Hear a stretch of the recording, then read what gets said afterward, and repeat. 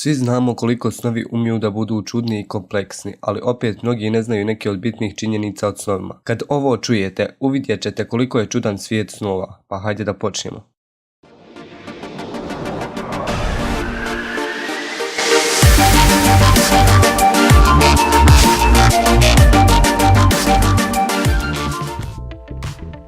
Spoljašnji stimulansi mogu utjecati na snove. Mozak vanjske signale čak i tokom sna upija i ugrađuje u naše snove. Nekada u snovima možemo čuti zvuk koji se u našem okruženju zaista čuje.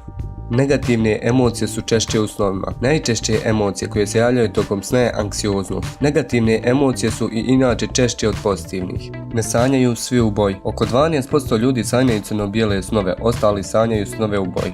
Sanjamo samo lica koja smo vidjeli na javi, da tako je, naš um ne izmišlja lica. U snovima vidimo samo lica ljudi koje smo vidjeli tokom života, a to je nevjerovatno velika zaliha lica. Svi ljudi sanjaju. Ako mislite da vi ne sanjate, vjerovatno stalno zaboravljate snove. Svi ljudi, osim osoba sa ekstremno psihološkim poremećajima, sanjaju. Ali ako to nije vaš slučaj, smatrate da ne sanjate, da vjerovatno zaboravljate svoje snove.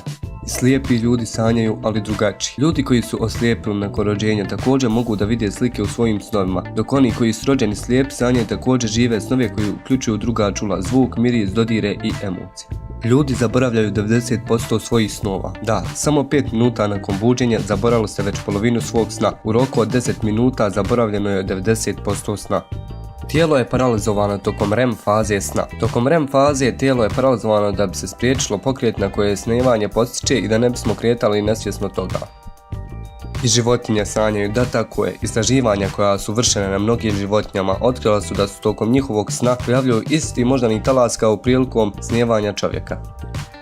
Možete sanjati 4 do 7 snova tokom jedne noći. Svake noći u prosjeku sanjamo po sat, dva, što nam omogućava da imamo mnogo snova u toku jedne večeri.